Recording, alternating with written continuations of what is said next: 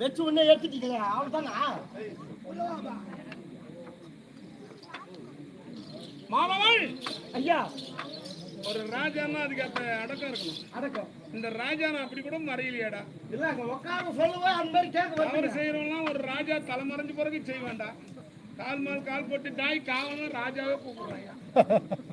காக்கையின் முதுகிலே கதம்பத்தை தூவினாலும் காக்கை அறியும்போதான் கதம்பத்தின் வாசனை என்பார்கள். அது அறிய போறது கிடையாதுங்க. சனி பகவானுடைய வாகனம் தான் அதை கையெழுத்து கும்பிடுறா. ஆமா, இருந்தாலும் அவனுடைய குணசேஷி யாரும் விட்டு போகாது. கிடையாது. பன்னீரால் நீராடச் செய்து சாதனை திரைவங்களை இறைக்கும் முக்கணி வர்க்கங்களோடு அவை நடுவீட்டில் படையலிட்டாலும் கூட அது மறுமுறை வர்றது எங்க வரும் தெரியுமா? சாக்கடையை போய் மூக்க விட்டு நோண்டும். சாக்கடை சகதி என்று செல்லும். ஆமா, அதே போல ஒரு இனத்தை சேர்ந்தவர் என்று பார்க்கிறேன்.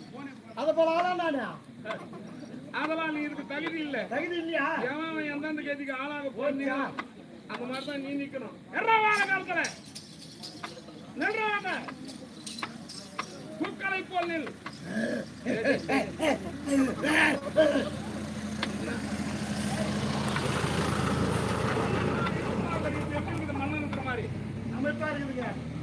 என் தலையில அதனால தான் நிக்க மாட்டேன் பழுகுது. ராமாயண காலத்தில் பாதுகை சுமந்தாராம் பரதன். வருடமீர் 7 வனமதில் கடித்து வருவேன் அயோத்தி மாநகர் தனையால் என்னாரு. இந்த 14 வருஷமா என் உயிர் நிக்காது பாதுகை கூறாரு. யாரு? பரதன். அது போல என்ன பாத்துக்கிற ராஜா இருக்கிறாங்க.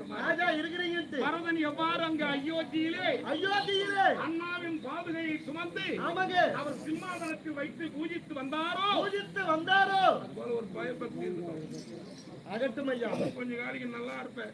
கட்டிக்கிற கங்கை அம்மா கம்பெனி நல்லா போகும். உங்கள் ஆசீர்வாதம். நான் ஆசீர்வாதம் வரதான் இந்த வாட்டி 30 இரவுகள் ஆடி இருக்கிறேன்.